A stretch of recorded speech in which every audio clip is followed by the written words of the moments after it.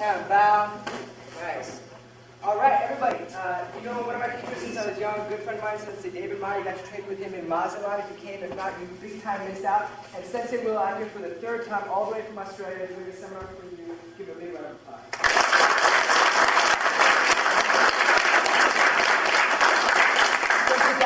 Okay, real quick, I want to thank Sensei Jeremy for having us out here. I know a lot of you guys, and we've had a lot of fun together. We're going to cover Brazilian. We're not going to do punching and kicking today, which, of course, as you know, Sensei Will is also really, really great at. We're just going to stick with Brazilian Jiu-Jitsu for this seminar. What we're going to do is we're going to try and give something that's good for the beginners among you, of which there are what we would consider a lot, okay? And something obviously could be interesting for you who are a little bit more into grounding. For those of you who are very advanced, maybe pick up a couple of details, a couple of things that'll be good for you, okay? So, wasting no time now. John's going to run us a very quick warm-up. You're pretty warm, so we'll just do a 5-minute circuit so you can't see me. Let's make this the front out here. Everyone hop up, stand in there, find yourself some room. We were teaching today, by the way, several things before we start. Any questions while we're going along, don't wait for us to ask. Hand up, we'll come over, we'll help you out. Guys who've had more experience, eke the details out. We only generally teach, first time we teach a technique, we're, as good instructors, most good instructors will only ever show 75% of the, let's say, the detail of any move. Because any one move, you know, there's a dozen details to it. But people usually can't take that on board first time they're doing it. So we set a 75% pass or fail rate. If everyone's looking like they've got it 75% right, we say, perfect! Right? So the way for you to eke that other 25% out of us is by asking questions. Because if you don't ask those questions, what I say to myself, he can't handle any more info. So please, ask questions, hands up, we'll come around. That's number one. Number two, let's always face the same way. So if David and I are working out, what is this? North, south, I don't know what it is. You don't know? Good enough. North, south, okay? Then everyone else gets north, south. My side does it, so not everywhere all over the place. That just makes our teaching job easier if everyone's facing the same way. Alright, so let's get like this here, north, south. David has his hands up to the side, like that. You know, all I'm doing here is I'm running past under here, okay? I'm going to run past, as I do, throw my right hand out, hand up on the back, okay? Then I run around. Ready? Let's go. And my side, go. Run past, we get to the back. And back down, and again, go. Run past, get to the back. Good. And back down, and again, run past, get to the back. Good job. And back down, ready? Go. Run past, get the back. And back down, okay. Now we change around. We have our hands up. Other side, you're going to bolt past here on that left-hand side. Right hand goes out and go. You end up on the back and back. Go. And again, back to the front. Go. And again, one more time. Go. Good job. Okay, let's just take it up a notch, make the warm-up a little bit more combative. So this time he throws a swinging right. Now see, here's what I don't want you to do. Watch this. See, I'm going to weave under that. Most common mistake for a weave, anyone who does kickboxing will know. People bend both knees at the same time. On a weave, your head will hit the punch 5 times out of 10. So it's only the back leg that drops. He throws it, back leg drops. Okay? My back leg drops, then I go under it. So don't go both legs dropping. You will walk into that, you'll get a V. I want drop here. Okay? So it's like someone shot you in the back of the right leg. So he throws it, under I come, hand goes out, same deal. Ready, shape up, my side. You guys over there swipe it right in the ear hole with the right hand. Ready, go! There's one, and we go back. Ready again, ready again, ready again, go! Good job, let's keep on the pace. Ready again, go! And again, ready, one more time, go! Good job, okay, right side. We swipe right hand. I'm not doing him any favours by doing this. Right? He doesn't move, he stays there, he blows it, he's zoning out. That's the worst that's going to happen. Come on, that's nothing. Right, so right to the face. You guys over there, we are dropping on that right leg. Ready? And my side here. Go! And back. Go! And back. Go! And back. One last time. So. Good job. Okay, let's go on the floor now. Last little thing here. I'm sitting with my 2 feet, which we will refer to as our hooks, inside David's legs. Here I am. I sit up. I get 2 what we call underhooks under his arm. I take myself to him. I rock him back, go back up, and then we'll sit up. Okay? So let's start. Here we go all together first. We sit up, lock in, rock him back, elevate him, come back up with him. Still listening to his pulse, you're right here, and then do sit-ups. Up we go. And again, lift, back up, and do a sit-up. And again, lift, back up, and do a sit-up. At your own pace, at your own time. 4 or 5 more.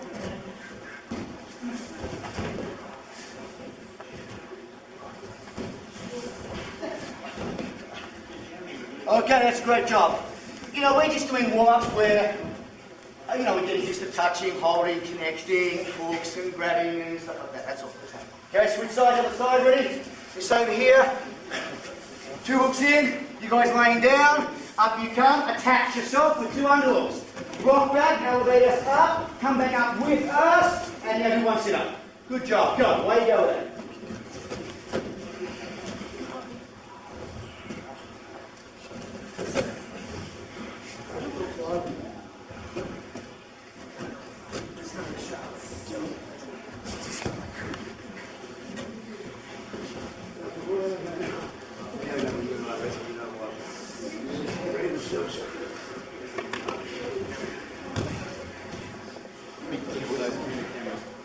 Okay, shake it off. Great job. That is going to do us. We're going to get right into it. We've got a little bit of sweat going there. That's all we need. You can't sue neither myself nor Jeremy.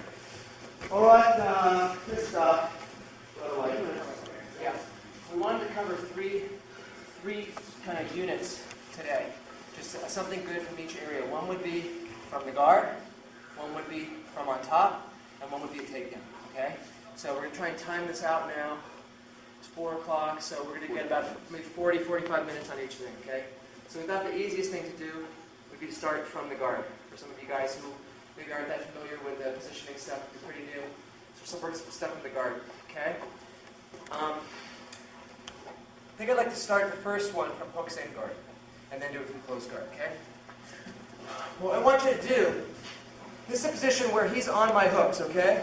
What this means is, by taking this type of a guard, I don't have the opportunity to do the same kind of arm bars. Yeah, absolutely, move to wherever you move to see. You know, if you need to hit someone else over the head to get to see, hit them over the head, that's fine. Fights break out all the time, okay? If I have my legs around the person here, okay, I have the options to do arm bars. I have the options to do triangles. I have shoulder locks. I have all kinds of great attacks I can do. At a little bit of a risk for foot locks, okay? Basically speaking, though, he's in a better position for striking, okay, for striking. But I have lots of finishes from here to do, and certain kinds of sweeps. When I put my feet in here, I don't have those particular finishes, okay? I do have certain other finishes, but those real powerful ones are gone. But what I do have is the ability to move him, okay? To sweep him, which at the more advanced levels of Jiu-Jitsu becomes much more important, because frankly, by the time you get to be intermediate and advanced, you get pretty darn good at defending the arm bars, the chokes, the triangles, and the sweeps become much more of the game that will then put me in a better position on top, so when I want to really do an arm bar, I'm in a much more authoritative position to do it, rather than being on my back. So everyone get that point? Okay. Another benefit of having my feet in here, just as a matter of general course, is it does remove a lot of the threat that I might otherwise face to footlocks and leg bars, because the feet are hidden away. That's another little benefit, depending on who you're fighting, how much of a threat there is. Okay? So what I'd like you to do now is to get the idea of, if the person has put his hands here, I want to get him crossed, okay? So what I want to do is take my hand here and this hand here, and I want to pull his hand in this direction as I move my hips out in that direction. So he drops into the hole, all right? He's giving me a setup. We're making this easy so we can learn it. How to get someone's arms crossed, okay? So I'm going to pull at the same time I shift my hips out, and then I want to shift my hips all the way back in, okay? Okay? John has a principle. What is it? 1 out, 3 in? 1 out, 3 back. 1 out, 3 back. Which is when you make a movement out to one side, okay? If you just make the same movement back, you're not going to get as far, because obviously you have the friction of this blocking you. So in order to regain your position, you're going to have to move 3 times as far back in. So if I've moved 1 out to get onto this side of his arm, to get back facing him, I'm going to have to move 1, 2, which about takes me to where I want to be. And I want to move now a little further, 3, and you can see what's happening to his balance on this side. It's gone. We've taken away his post, and by grabbing around here, I can now, with a little bit of a pull and a little bit of a lift, come on over to here, and finish in side control, okay? You could go onto the mount, but it's not as stable as finishing in side control, so we're going to finish in side control. Okay, so once again, holding the arm here, shifting out, which catches him by surprise, drops him into the hole, And then I get my hand here, I move 1, 2, 3. I can grab here and lift, or I don't actually even have to, okay? Just pull him over, lift here, catch this arm, let him go, come on top, and I have control of this arm, okay? Basic move. Let's do it all together. I'll count you through the numbers. Okay, so the reason we need to shift all the way back under is to get better leverage for the roll. If I try to roll him right from here, I'm going to have to pull him up and onto me before he then drops down and off of me. Do you see that? Okay, that's going to be hard. So what I'd like to do to get the best leverage possible is bring the fulcrum in here so that he's only falling down. Does that make sense? Easy concept. That's true in a lot of sweeps. You know, the same thing for like the wheel throw, okay? Or if we're doing a sweep like this, standing up. For me to now pull him up and over me is a lot harder than if we just scooted it under and pulled him down from the start. Okay, so whenever you're making a kind of a rolling motion, try to get the center of that wheel right underneath so it's only down. You don't have to pull a person up and over. Got it? Okay, same person doing it one more time. Okay, I'm going to show you the detail now. Back up. Okay, so you can see. Sensei. Okay. Once I'm out to the side, okay, when I've gotten out to the side like this, if he stays low and I can't pull him back, he's staying low, all he's doing is inviting me to go to his back. Do you see that? There's nothing stopping me from going to his back. So I'll have what's called a leg ride. I'll leave this foot in, I'll get this one out, and I'll be coming to the back. A leg ride is when I have one hook in. Okay? And there's a lot I can do from here. Most basic thing is put the second hook in. Okay? So this is really a technique that delivers you into a great position to get the back. Okay? And if he resists my ability to come around the back and starts to try to go center again, he's just helping me on this sweep and getting control of the arm. Okay? So let's work at one time just getting the back, and then we're going to let it switch. Just want you to see that. Okay? I do know we'll lift the next move. Okay. Let's just address one situation on this move where the person is not now giving you the arm. Okay? Let's do it facing this way so you can see. Okay? So here's a situation where we're not making it easy on the person. Okay? Where my hands are down low and I'm bending them. Okay? What we're going to do here, by the way, this does happen a lot, you know, in normal course of sparring. This is not uncommon. Not everyone's always up in posture. You know, quite often they get tired, you're pulling, their hands are like this. But if the case is down on the floor, obviously I can't get, okay, let's take it back a step. If it's here, it's what we call on the hill. You know, it's a little bit off to the side of the middle of the hill, but it's on the hill. So once I take it over here, it's, you know, downside of the hill. Now it's completely off. So to get that hand over here becomes difficult. What we're going to do now is force this left hand in. And there's ways you can do that, but a simple way is close your hand, make a little V shape like this rather than use your fingers. Move your hip out. So we attack that elbow with our hip, make a space here, bring it back, get that hand under. Then we're going to bring this hand over the shoulder, just like we're shaking hands here, go palm to palm.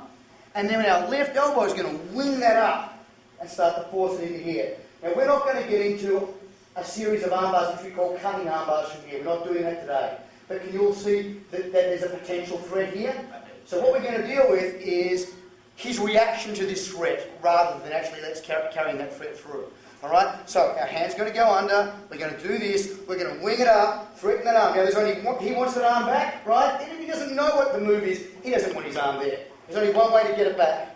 That is via the hill. And when it's on that hill, that's when we pop out and we get the same thing.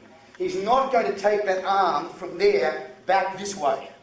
Right? There's only one way. It's got to come through the zone. And as it's there, out we go. So it requires, and this is one of the things that separates fundamental techniques from intermediate level techniques, timing.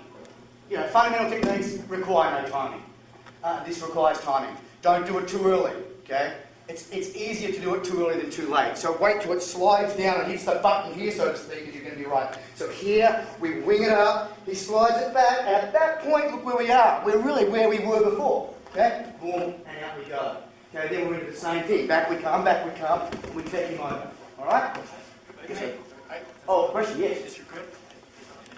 Good grip, yeah. Right hand this way, left hand this way. So shaking hands this way, don't use the thumbs. Okay? And it's mainly your top delt. It's a winging action with your elbow. Alright? Let's do it. Let's try original side, back in, hooks inside please. You can shift your hip to the left and have nothing happen. Why? Twist on you to rotate. I want to be like a trapdoor.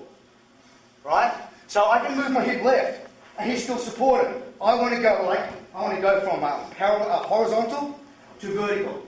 You know what the secret of going horizontal to vertical is? Don't have a right leg.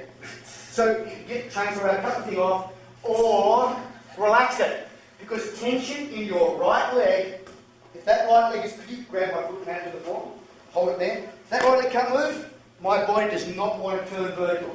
Because my body feels stress on the inside of my knee and says, stop it, you idiot.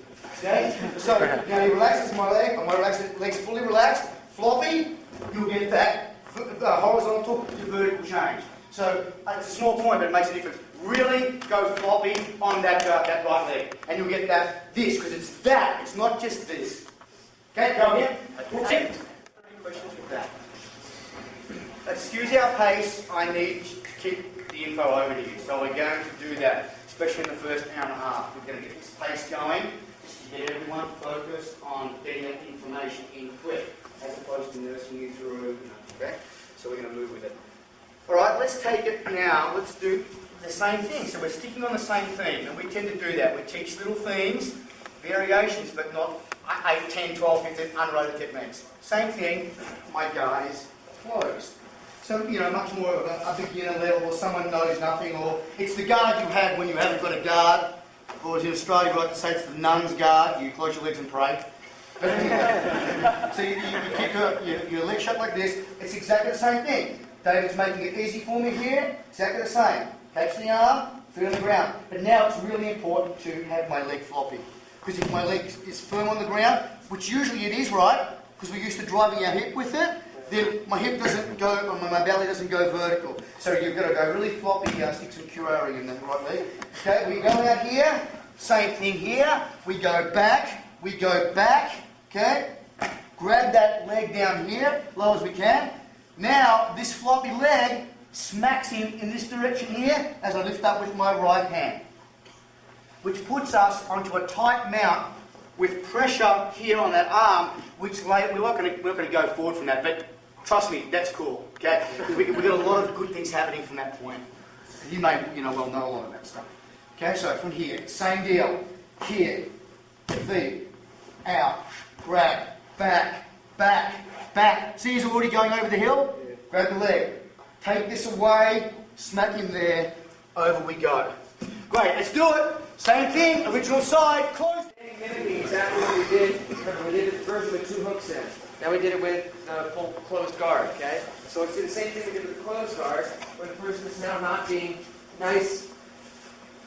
Okay, now they're hunkering down, which is actually a quite common stall in Brazilian Jiu-Jitsu and sport Jiu-Jitsu. If he's ahead, okay, he's going to get in here and stall. Now it can be quite difficult for me to pry the arms out, because if my leg's around, he's really in snug, okay? But the same principle is going to apply. What I want to do, okay, we'll stick with the same side we did before, okay? I don't have the ability to shuffle my hips quite as well with my legs closed as I did when my feet were in. When my feet were in, I could create a little space when he was hunkering down, okay? By moving my hip out and then creating a little space underneath here and digging, okay? When my legs are closed, if I leave them closed, I don't have the same kind of ability to move around. And even if I start to unlock them, it can still be pretty tough if the person's holding in tight.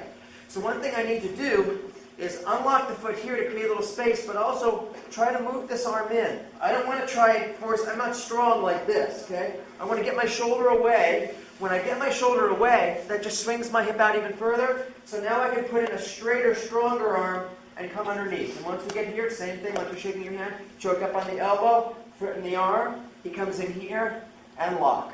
Okay, and then we're into the same exact technique we did before. Okay, then you just finish now.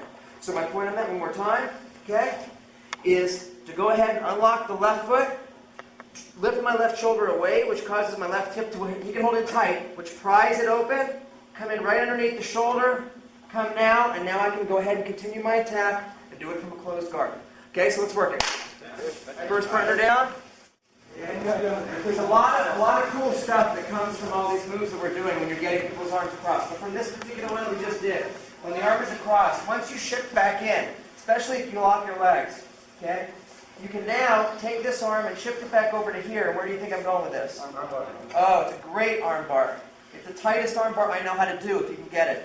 If the guy's tapping now, and I haven't even begun to shift, it is so tight you can't believe it. So be very, very careful We're not going to practice it now, but it's obvious. You all know how to do it. I'm telling you that right now. Because once you're in this position and you come back down straight, if you just let his head pass over, lock up tight as we would on all arm bars, turn out, and hold it there. This is what holds him from getting away now. The grip on this leg, as in any good arm bar.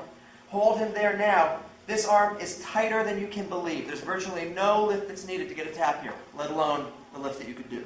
Okay, so file that in your memory banks. You can work on it. But when you practice it, David told you it's a tight arm bar. Don't crack your friend's arm. It's tighter than you can believe if you can get it. Okay?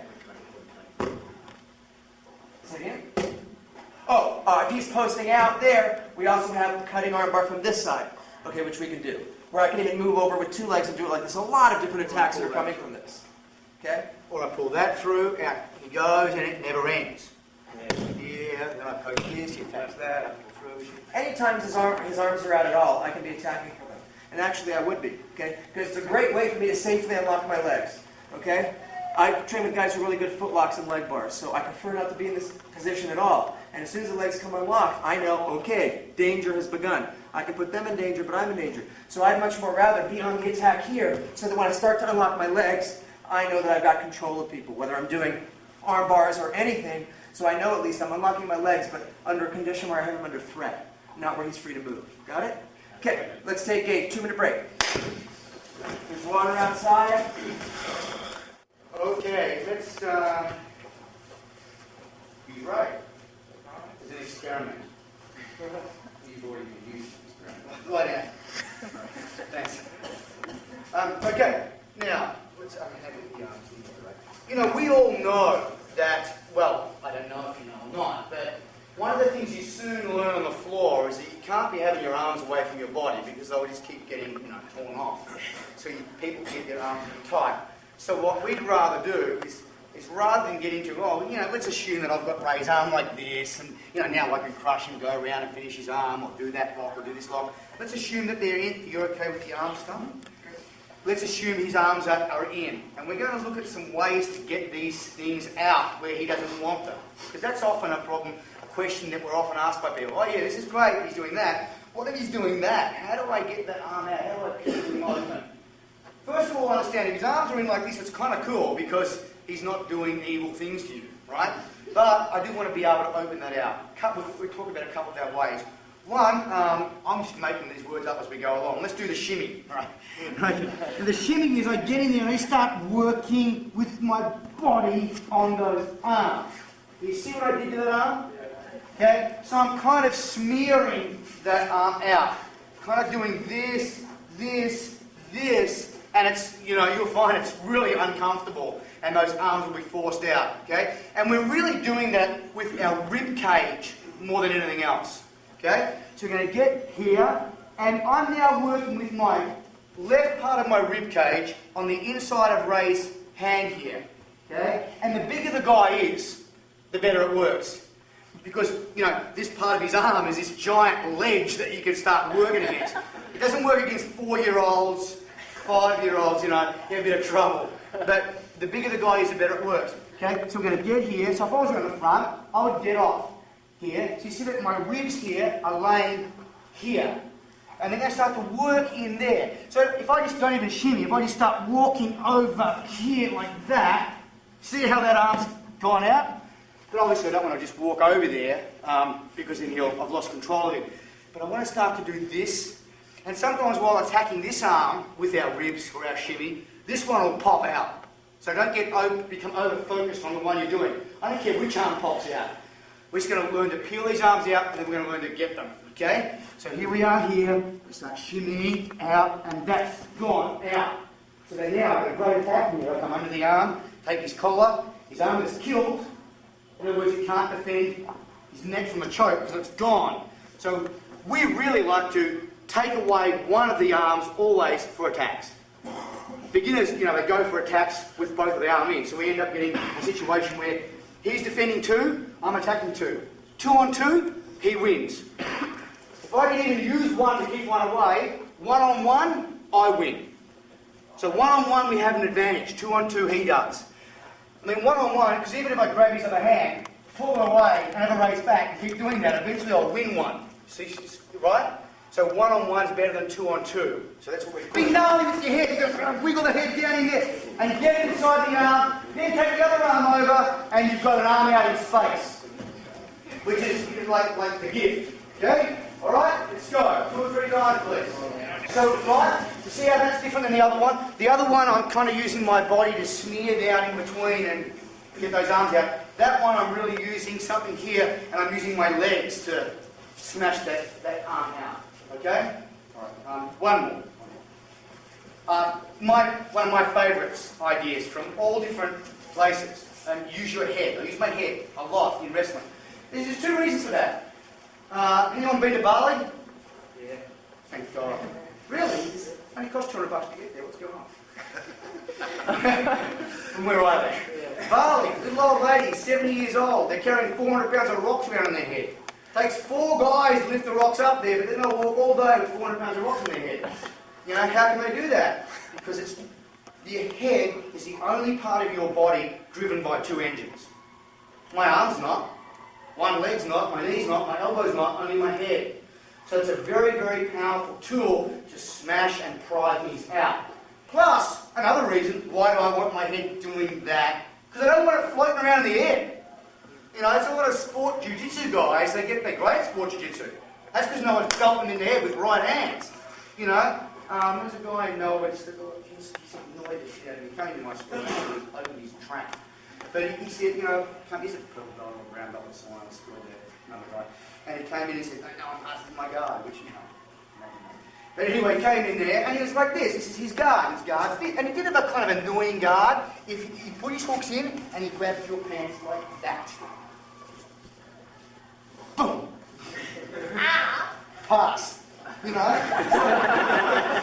You know, but the point is, you can get lured into a false sense of security because, hey, I'm playing sport jiu-jitsu, you're not allowed a belt in your head. Let's get real.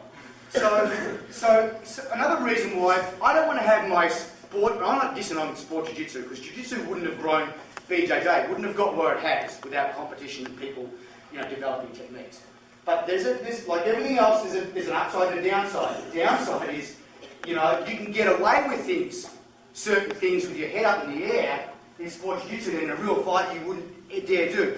So I don't want to have one game for my sport and another game for the street. I want to have the same thing for everything. Even if that makes me a little bit less good at the sport, but I'd rather go the street lane. Because that's why I'm a martial artist, I'm in there for that. Okay? So another reason I want to have my head down here doing things is so that it's not getting belted, it's like up here somewhere. So there's another reason why, thanks for that, I appreciate it. Okay? So, we can look at that. Let's look at it from here. Let's go to the front. One more reason. Leave your hands free to do it. Right, yeah, that's a great point. If my head's there, you know, now I am a tripod, much like Mini-Me. You know, my hands are free to do it. He showed me the movie last night. All right, so here I am. And I want to use my head against this lever. Ooh, where am I going to push? Where? On the end, right? So the end, get up there, and I'm starting to work my head in there. And there it is. Now it's out. Really powerful. From all kinds of angles. From here, you know, you smash it in there, and there it's out. And it's great. I mean, you get, you know, it's basically, I don't care. I'm 46 years old, I don't give a shit if I don't. But, you know, you've got to get in there with your head and smash away and do it. So one thing for beginners, though, you do kind of want to make your neck strong, you know. So if you're not used to it, that's one reason why you do want to have a strong neck, because you need to lock that head into your body. You don't want to be like one of those, what we got? You got to tweet like a tiger, basically. What? Tweet, yes. Tweet like the tiger. Medication. All right, let's go. So let's get around the front. I'm going to be here. I'm going to get a hold of him. I'm going to get that head in here. See him up on my feet. And then here we go. We start working out here. Get it down the floor. And then look what we've done. Here we are. You could do that from any angle, but the easy ones from the front, here, up. Okay? Let's do it. Ready? Thanks, Right? Jump up, keep your head in front of the wrist. Now start doing like a jackhammer action. Boom, boom, boom, boom, boom. And gnarly your head down in there. And then go to the side. There you are. Great job. Go 4 or 5 times. You got the idea.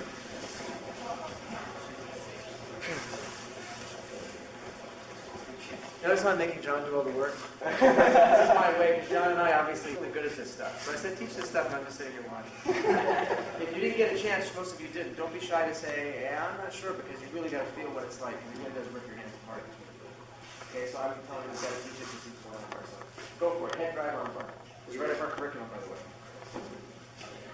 All right, so let's do this. Let's assume that we've got this. We've got our head inside that arm. Okay? Now, there are several ways to do this. I'm going to give you just a basic way that's really very, very strong. It helped, just to preface this, cutting arm bars. You know what I mean by cutting arm bars? You know, we kind of did this little thing before, like this. So we're going to use some part of that to control his arm. So once I get my head inside that arm, okay, here's what we're going to do. Watch, just pop your legs down for a minute there, Ray. Okay, see my hand here is going to come up on his belly, like this, okay? And my head is going to come down near his knee.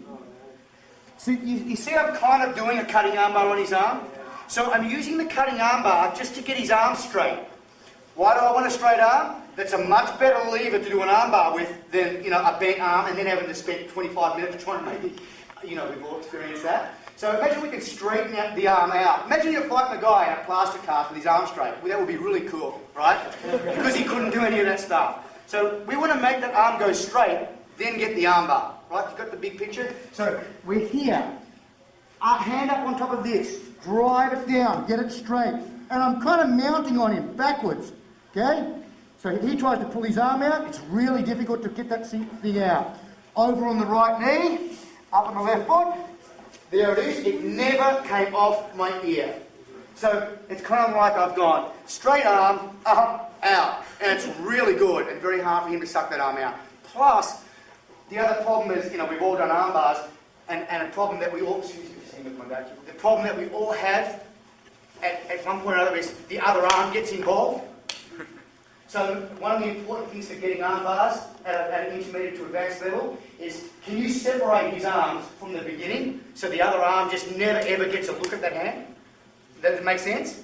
So if we can straighten the arm out, we get the better leverage. If we can separate the arm, we don't get this saviour coming in at the 11th hour, right? So that's what I'm doing here. I've got that, I've gone down here, his other arm is not helping.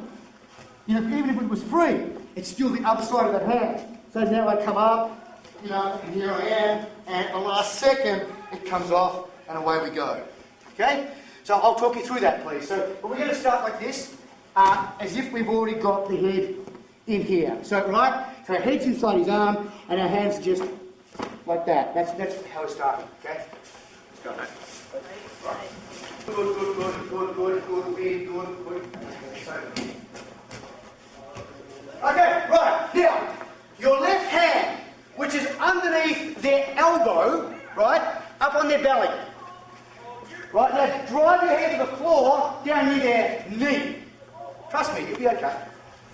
Right? Stretch out. So, essentially, I want you to have straightened this person's arm out. They, at this point, are freaky.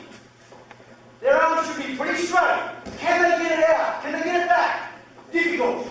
Okay, now, just mount on top of them with your knee, one each side. Like a... Yeah, you have to have clean underwear. Go right on top. Mount on him backwards. So it's like a reverse mount. Go further down so he's looking right at your butt. Okay, good. Can you get his arm down? No. Stand up on the right... sorry. All your weight goes on your right knee. And stand up on your left foot, near his belt. Don't take his hand off your ear. And turn 90 degrees clockwise, sit down, there it all is. And careful guys, it's tight. So don't be limping back, okay? Again. To mount way down.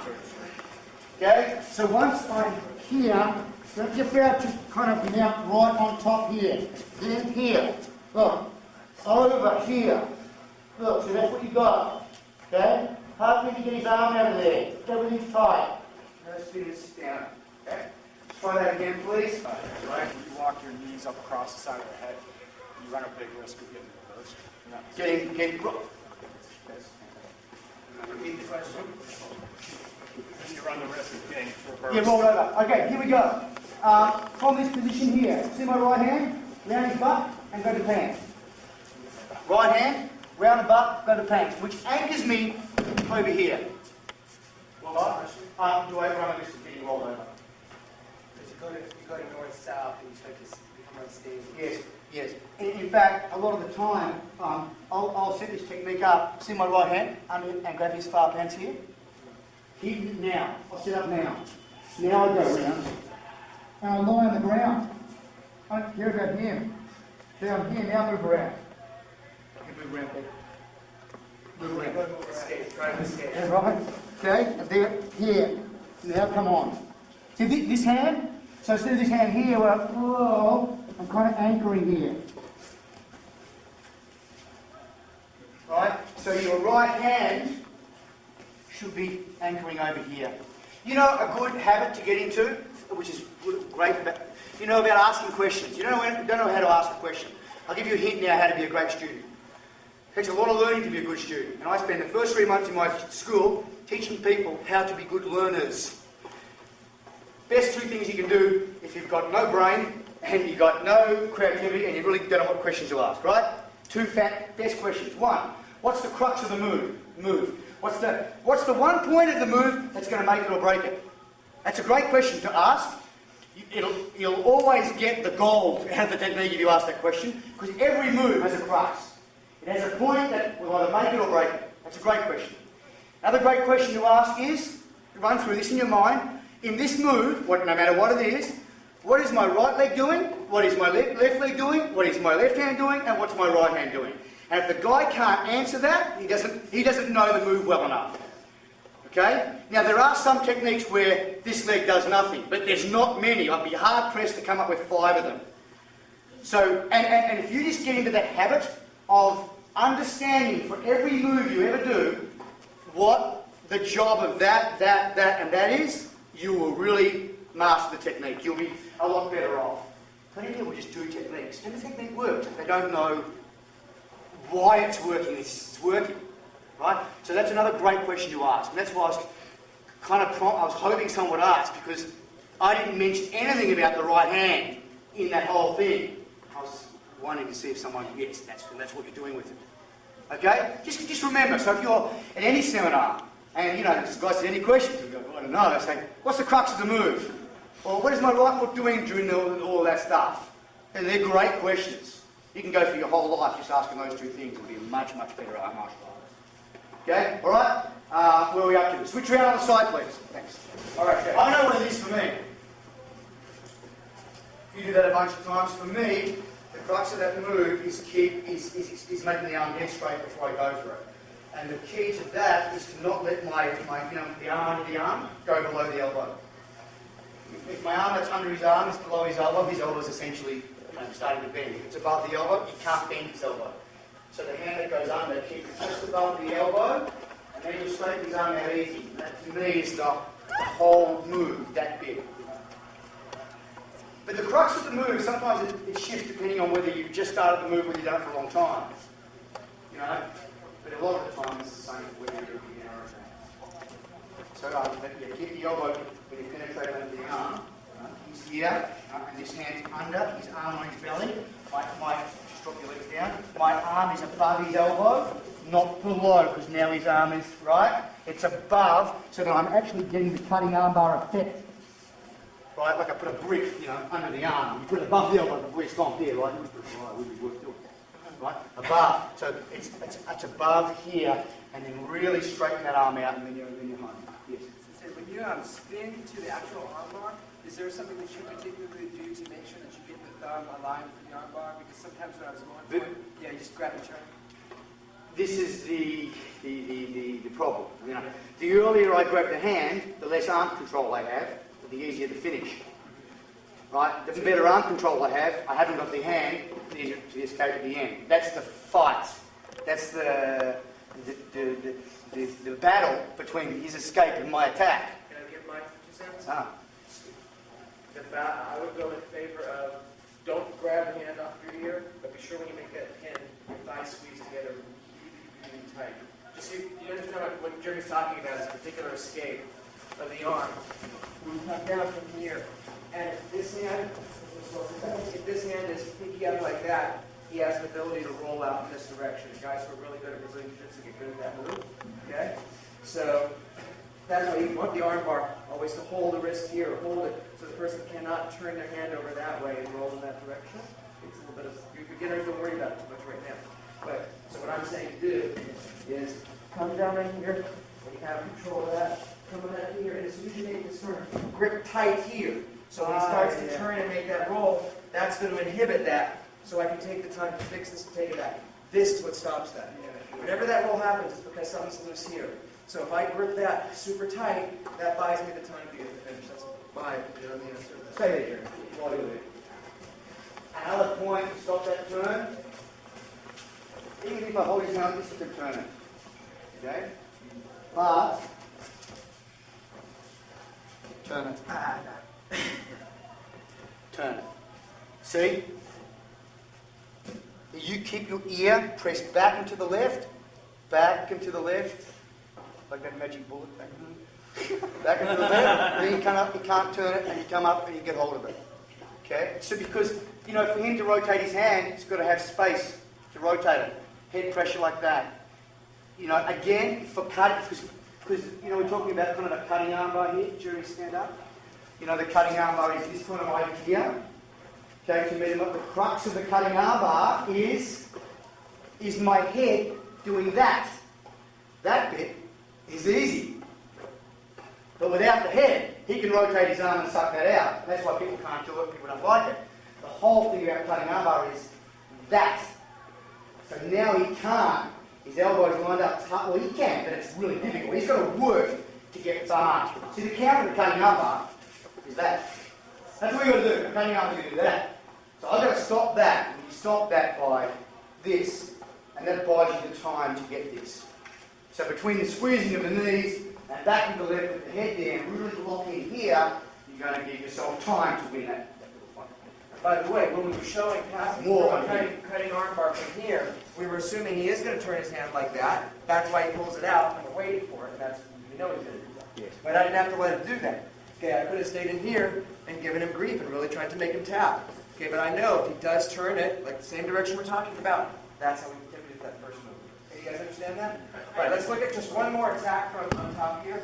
Same type of position. Okay? So if we go back a little bit, you remember the smear that John showed? Okay, we came off to the side here, and we put our ribs in, and then just worked our ribs off to the side to drive this hand out so it's now behind my back.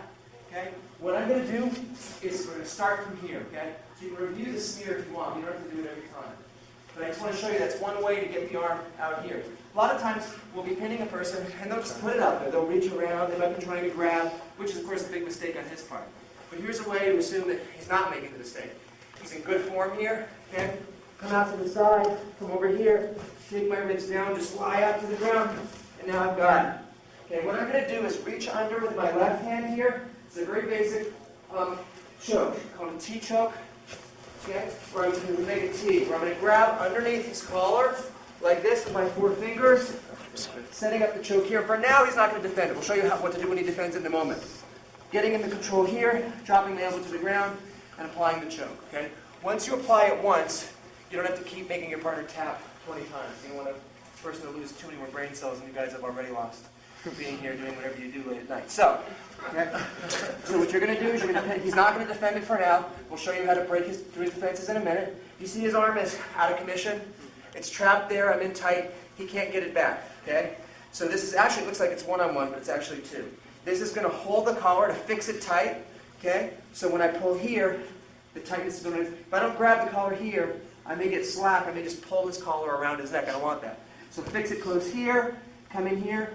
Give yourself a little bit of slack, not as tight as you can, okay? Because if you're as tight as you can't drop your elbow. I need a little slack because I want to drop the elbow to the ground and then squeeze like that. Let's go. Okay, we'll talk you through it. First person down with their head facing the front. Okay, remember the smear. Hurry up. Let's get back into pace. Slow it down a little bit. Get our energy back up. I want you to wait. We're going to walk through the smear one time together, okay? Walk your feet out to the right. Out to the back on this side. Okay, lay your ribs on the inside of his arm. Okay, we're going for the person's left arm. Lay your ribs on the inside of his arm, not on his wrist, but off of his wrist. Okay? I should be able to see that person's left arm, yes. Now, just lie your body in tight and use your ribs, so just smear it to the ground, all the way to the ground. Lay your ribs onto the ground. That should clear their hand free. Now their hand is around you, got it? Now, circle around, feet towards the center of campus. I think that's the center of campus. Okay, good. Now you've got your left arm completely encircling their arm. Bring your left knee in and their arm is trapped and it's tight. Great. Now with your left hand, reach underneath their shoulder. With your left arm, reach underneath their shoulder and see if you can get all the way around the collar. 4 fingers around. Okay, 4 fingers around the collar. Got it? Right hand now. Thumb in. Makes a fist on the ground. Okay? No, thumb in, not the 4 fingers in. Great. Leave yourself a little bit of slack. Drop your elbow over the neck. The person's not going to defend for the moment. Take your elbow all the way to the ground and pressure. Okay? Once you get that tap once, I want you to practice this. Set up again, but don't keep making the guy tap. Do it again. Here you go. Do something with it, right? Yeah. All right. So we've gotten to here, and obviously he's going to be defending his collar with it. Okay? The easiest thing to do. Remember that head control we were just talking about? That head. That extra little thing that you can use that's driven by 2 legs, okay? The thing that I don't use a lot. Okay? Right here, he's defending. Well, if he's going to pull the collar there, I'm going to get right underneath it. He's pulling my hand, okay, or otherwise blocking me. It's time for the head to clear that out while I get in with the hand, and then I can let it go. So the head is what's going to block that, okay? John, would you agree? Yep. Okay? So that's it. He's got the hand in here messing with my arm. My head goes onto that, I clear it out, I just hold it right there, then I come back and make the finish, okay? Or the other way to go is if you've had the Dave Meyer chin.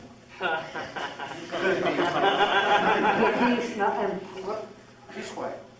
And that's also very strong. And then you're going to circle the hand hook around? this around, and then, yeah.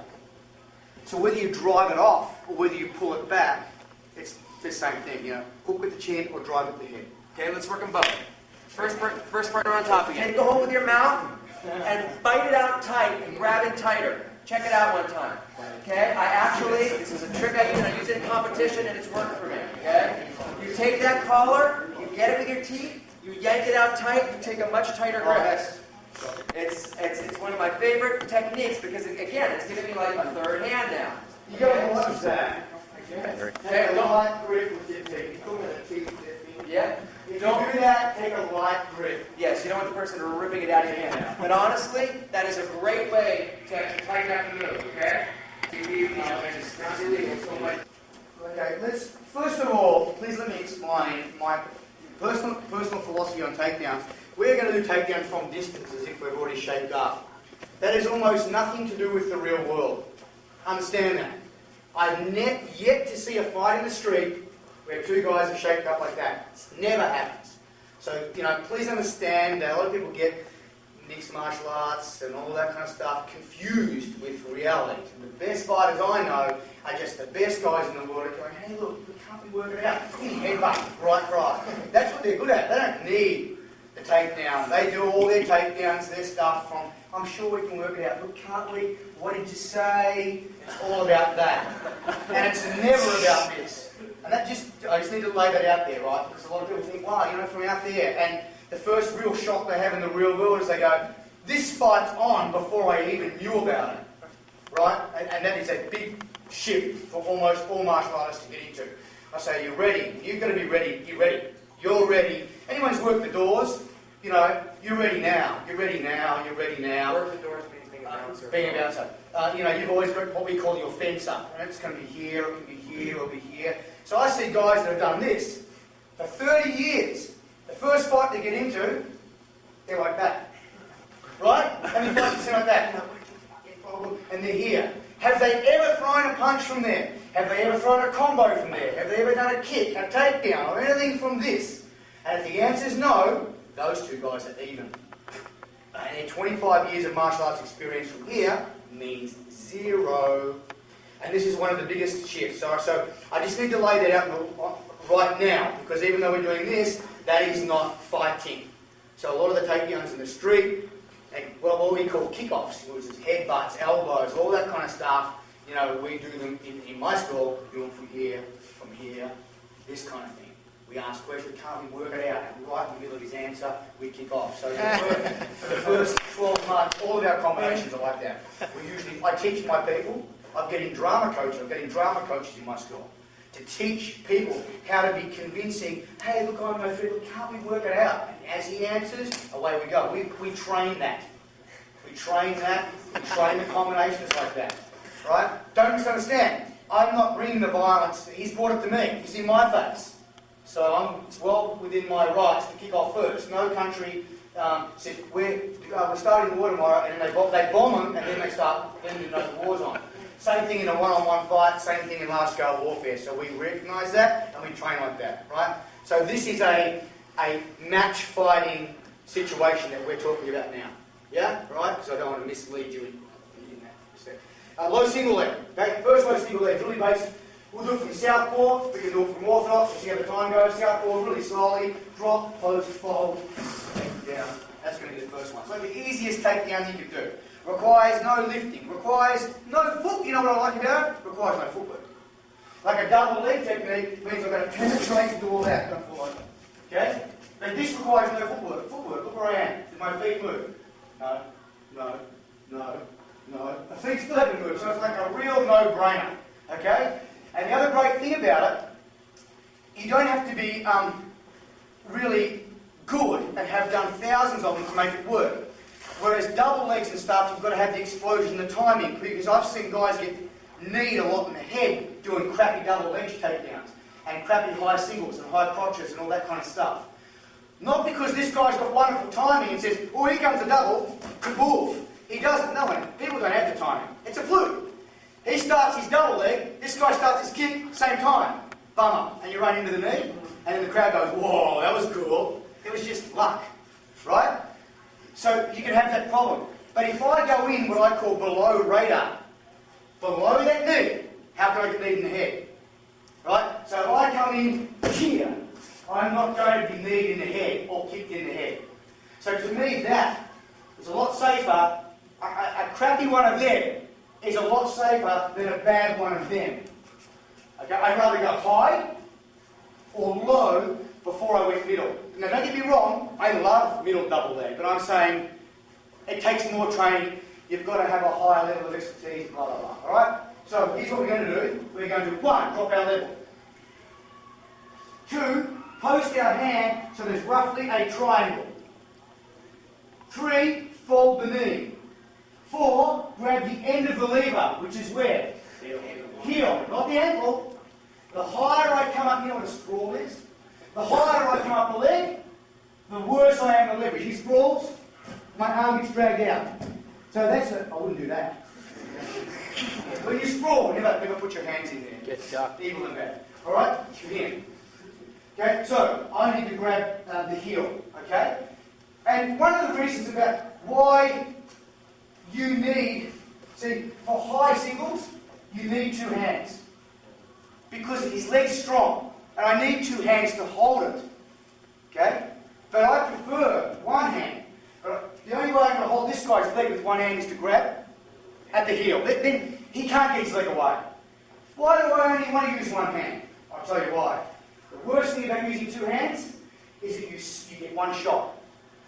Because in my I'm going to do a really bad one. If I shoot for his legs and he moves back, I get 1 shot because I'm travelling which way? Down. And when I hit the ground, I spear into the ground. If I use 1 hand as a post, where this hand, I got forward motion, where this hand hits the ground, where's my body now going? Along, not down. See the difference? So now I go along. So he moves his leg away and I'm going along. It's easy to take. I can move forward faster than he can run back if I'm going along. Get it? There's something I need to my borrow this book? Thank you.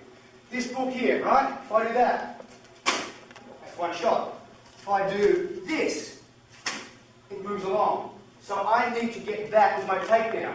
That penetration, that forwardness. Okay? Alright? So, to do that, that's where the post comes in.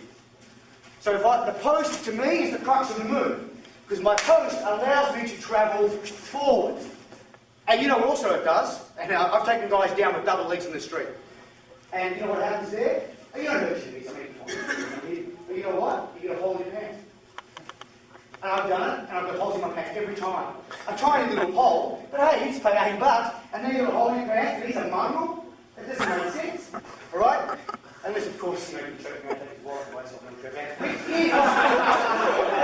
Professional fighters, you should do that. I never did that. Anyway, so the post on here, look at my knees. So, and for people with knee injuries and don't want to smash the knee on the ground or concrete or those issues, look. My knees didn't touch the ground. So you are in 100% control of how that knee is. I'm just giving you some background why the post is cool, right? So we're going to drop, we're going to post. That's the crux. Fold, leave it there or not, depending on what you want. Heel, head inside the knee, okay? That's the first thing. Now, normally what I get people to do is drive straight backwards. That's the easiest thing. And ultimately, in a class this size, I would say that's the way to do it. Okay? One problem with that. His other leg can go back. Don't fall over. See? Right?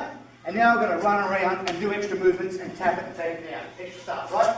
Here's the way to do it. But be careful, because it will cause knee injuries. Very slow with each other. Down, post, here. My right ear goes there.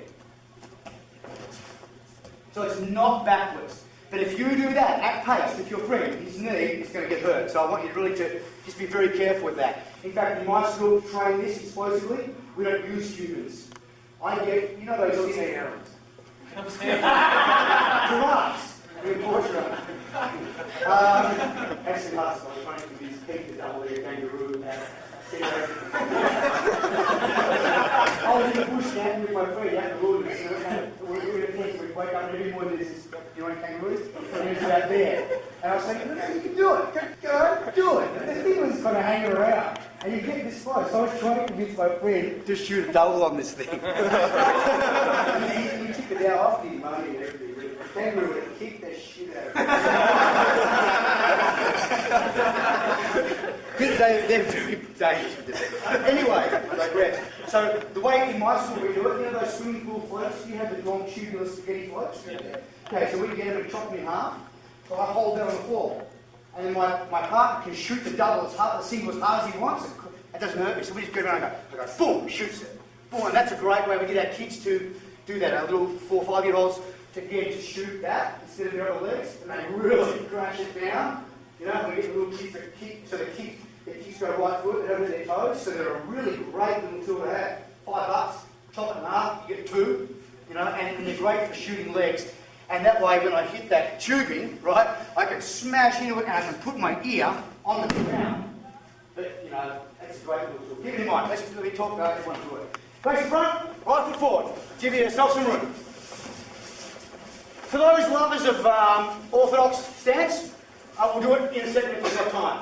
I'll teach you the simplest way for the southpaw, right foot forward. Change, good. Number 1, drop our level. 2, left hand posts. 3, right knee drops.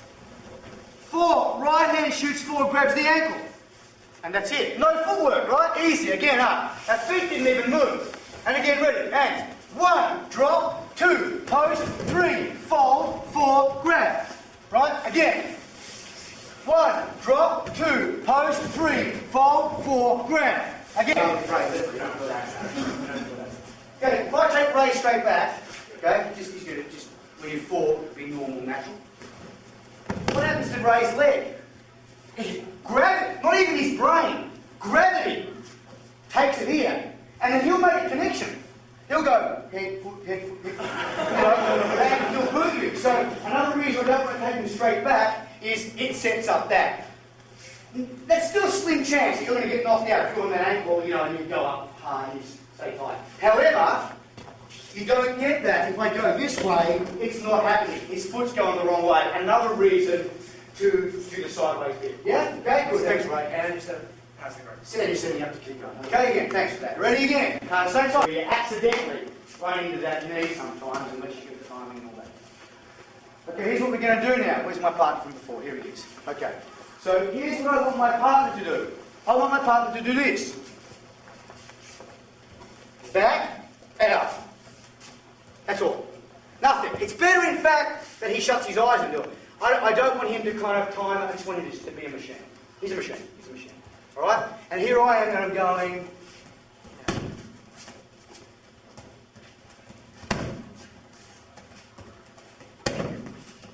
So all I'm doing, I'm just trying, see he's kind of, just do it. Duh, duh, duh, duh, duh, duh. And all I'm doing is waiting and going, when's it going to be there? Okay, when's it going to be there? And get that timing down. It's kind of, so don't put it there and leave it for him, right? The idea is, let me look at the ceiling. Just do that and be like a metronome. Boom, boom, boom, boom, boom. And then we're going to up it, we're going to make it more creative in a minute. But right now, because if he can't get the timing with this, it's no good us, starting to throw that jab. It's right, bit by bit by bit. Okay, let's go. So guys, on that side, you are the robot. Start doing that. Ignore them. Over here, we're going to go right foot forward. Okay, up on the right foot. And ready? Whenever you want, shoot that leg. No, okay, stop. I just saw 3 people put their foot out, and once you saw him move, you leave it there for him to get. No. You're doing that. You missed it, that's the whole point. You're going to learn the timing. So if you're even better, you're better off shutting your eyes. Okay? Ready to go. He's going to do this. Left, right, left, and he's going to circle clockwise. I'm going to give you that. See? Right? And here I am. Same thing. It's all I know. So there it is. There it is. There it is. There it is. Okay, that's all I want. There it is. There it is. I've got to get in sync with that foot. Okay? So you guys are not. This is harder than what we did before, but just by 20%, right? Here, here, here, here. Let's do that. Circle clockwise. Right? Watch the space around you. There you go. He's got his right foot forward, he's ready to shoot, and here I am moving, I'm throwing that jab. And whenever he wants again, he drops out and woof, and there it is. You can make it a right cross, I mean, you can do anything, but if you do it in a progressive way, everyone has fun, and it's safe, and more importantly, we learn it, The worst thing you can do is put too much pressure on people before they get stuff. It's the single worst thing that happens in life. It's a lot. But that's one of the main things that really holds people back from learning. Too much pressure too early. Oh, look at that. You've got to ease people in. If you want 150 people grappling on your mat, and 150 people grappling on your mat is better than 5 mongrel monsters in a gym killing each other. Because 150 people means a rich mat. Diversity that you can't help but being good because there's a great choke or a great arm lock or a great this, a great that. Even if you steal it, you're going to get really good on 150 people. 5 big tough guys over there, they're never good because there's not enough stuff going on. So how do I get a lot of people? By easing them in, by making it progressive. So I can't emphasise that enough. Be progressive. I mean, Peter Cunningham, for those guys who train Peter, what does he do every time? It doesn't matter if he's training with got Richard Norton in there, Benny, anyone. What's the first thing he does? Jab, jab, jab, jab, jab, right, jab, right. He doesn't go, okay, what am I going to do? This kick, switch back. No, he's done it a billion times, but he still goes jab, jab, back to basics. Ease it, and progressively over the hour or whatever, it pump up to the good stuff. Now, if he can do that, if we can do that, you can do that, back to basics. It's fun. Okay, and the more you do it, the more the deeper your understanding. So go back to that. If David and I were going to work out the low single, this is what we would do. We wouldn't start doing that. We would do exactly what you and I just did. 15, 15. Then the other 15, 15. You know, make it up. And if you came in after 45 minutes, you might see, boom, boom, whoa, single leg it down, but you didn't see that, you see. And I'll do that every time. Fun, progressive, drills those basics. Okay, let's take it up to, the other thing now is, there he is. Okay, I've got my right foot forward, right? So we go left foot forward. Who's done a switch, switch round kick? Who's done a switch? Who's not done a switch? There you go. I don't believe you. Let me teach the switch the way I believe it should be done. Instant crash course in switches. Everyone left foot forward? Yeah, no problem. 3 minutes. Okay? Okay, left foot forward. Imagine we're standing on a rectangle. Front right-hand corner, back right-hand corner. We're not standing on a fence, on a rectangle. Okay, step number 1. Left foot goes to the back corner. Go. Right foot goes to the front right-hand corner. There's a switch. Right? Again. Now let's do that without taking our weight back. Right? So someone's got a shepherd's hook around your neck. That's holding it there. So your legs still do the same thing, but your head doesn't move back. Ready? To my count. Left foot forward. Go. Again. Don't kick. Go. Again. Go. Again. Next thing. Show another problem with switch. Never pull the left shoulder back. Because you're losing all that wind up for the kick or whatever.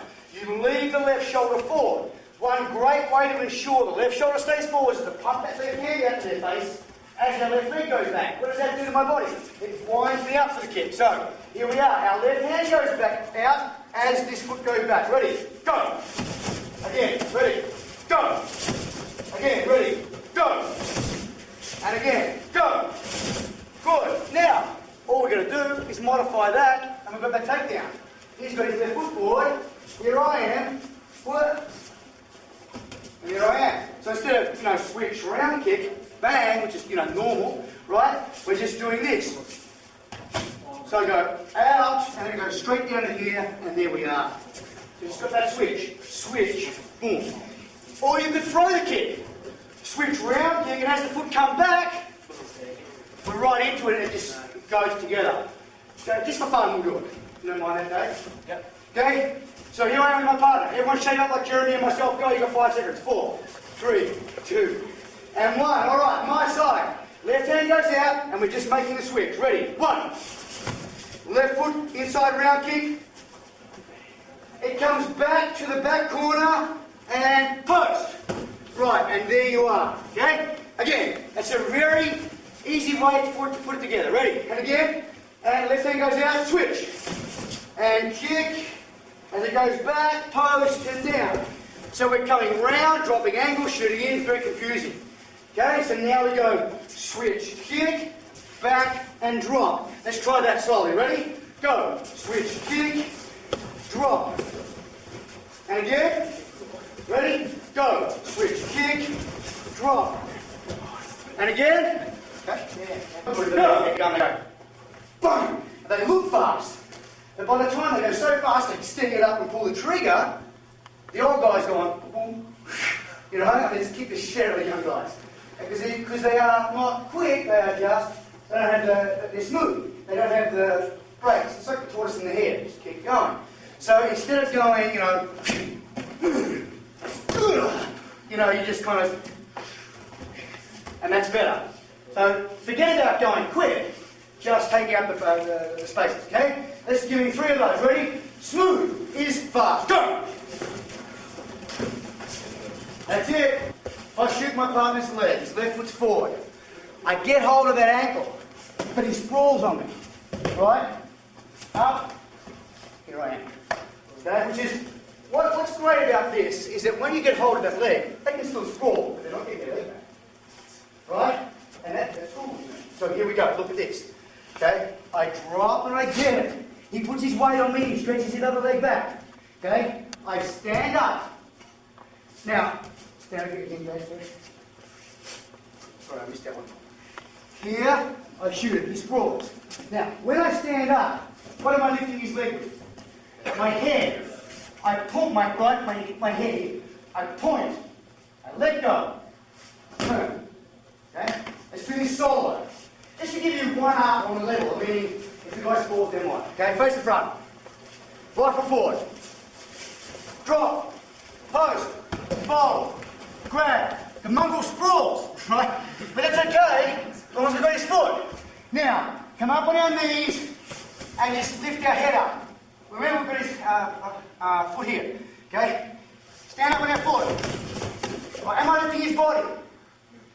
No, what am I lifting? His leg. Point. Let go. Spin. And you've got his back. I'm giving you like a rough quick version and you'll get it. Okay? Again, ready? And 1 drop. 2 post. 3 fold. Grab. Okay, he sprawls. 2 knees and we go sideways. The head with his leg. Stand up. Point. Let go. Turn. Okay. With your partners. Here I am with David. Gets his left foot forward. I've got my right leg forward. Ready? We've got 1 minute. My side, right leg forward. Okay. We get his leg first. Go. Now he sprawls. Okay? Knee in and ignore him. But if he falls over, that's his tough luck. Up. So you're standing up. Hold his leg high. Point to the back wall. Let go of hand. Turn.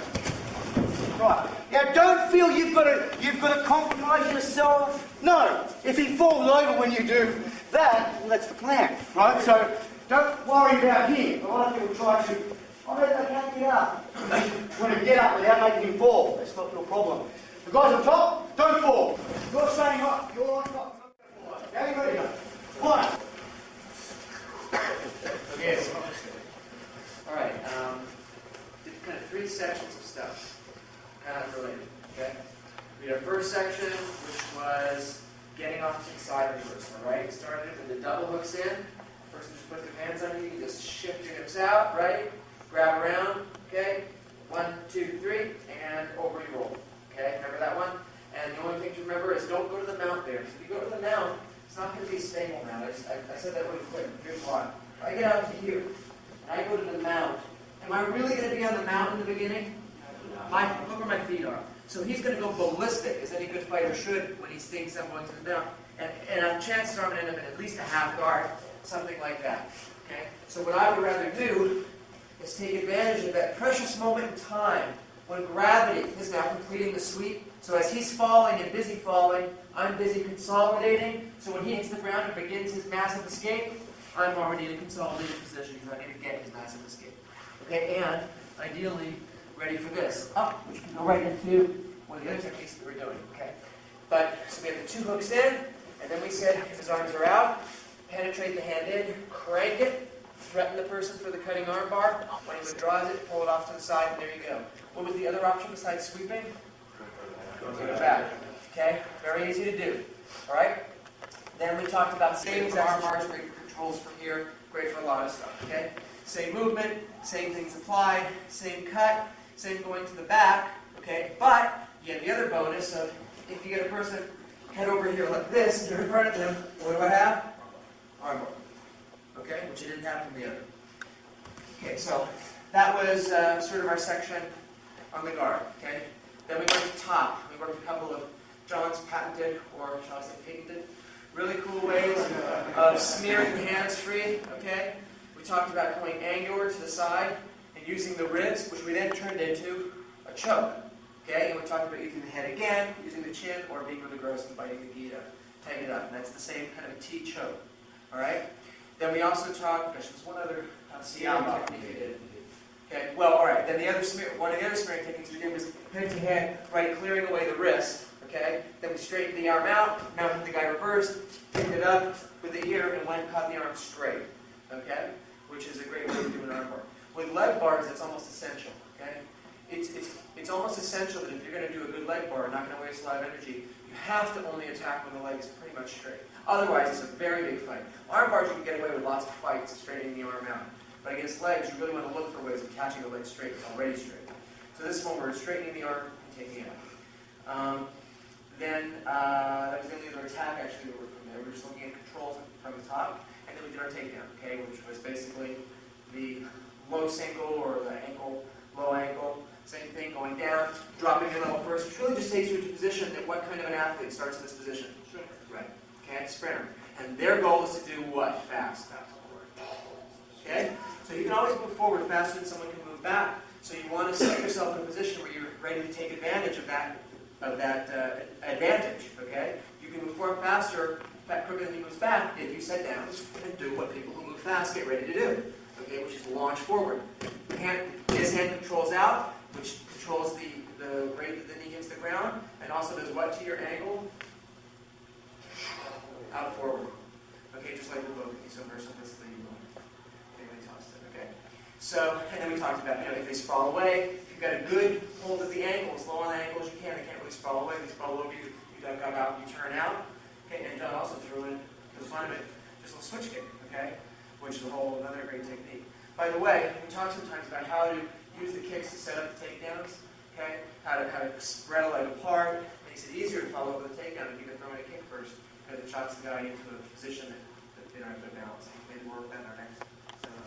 Okay. So these techniques are some are probably in John's books. If you want to flip through those, I know for sure that they're also in the curriculum at various points throughout the curriculum. Most of these kind of things are covered. So if you're interested in any of that stuff, it's $25 for one of John's books. It is $50 for the big curriculum thing, which I can say is really for instructors, but that's half the price. Yeah, there's something like, what, $900 to schools, the whole thing instructors? Yeah. $900. So if you can pick up like just one video, a couple of different ones, and have a curriculum between all of you, that'd be really cool. So, is that legal? Yes, I will choke you out with my belt. That's fine. Yeah, you can assign everybody to pick up. Well, no, I mean, I'm just saying, you guys I'm sure could view each other, but I mean, he usually sells it for a lot of money, so offering it to you, not as instructors, is a really cool thing. So take Yeah, and we're selling it just for half the price. Just if someone wanted the video or wanted just because we're doing the seminar. If you go to it over the site, it's basically double the cost. It's really meant for people, and it's a very valuable tool actually. You know, people who have schools who want to introduce grappling, who want a structured curriculum. That's what it's for. It's for basically non-grapplers to be able to do that. It's having a lot of success with that. But then we found that people like the techniques that are on there. There are multiple camera angles that's taught well, so they can manage anything else. So $40 to take them. So any questions about the techniques that we did? Don't be with this crux. Okay. All right. You sure? Okay. Any questions at all? Okay. Yes. Chris. Yes. When we say don't use the thumbs on your grip, how was your grip? When we came under the arm? Yeah, no thumb. As if I haven't got them. Because that allows that turn. As soon as you lock the thumb, you're locked into that 90-degree angle. So this, just like that, two paddles together, that allows the turn. You can get a lot more from this going on, and you need that. That angle wants to open up, you know, whereas here you can't get that open. You start to lose the thumb, start to lose the whole lot. So don't use it to start with. So it's just like you've got the screw through both hands, and you get as much pivot as you want. Pull them up, get them out of the way. Oh, that's sick. You gotta do that every time. All right. Any other questions? Okay. So we need to be off of this. I have 30 after, so you got 15 minutes to buy videos and books. Okay, 15 yeah, hang out, buy videos and books, ask questions, things like that. I really want to thank Jeremy for having us up here. He's just such a great student, and he really trains hard. You're very, very fortunate to have access to him.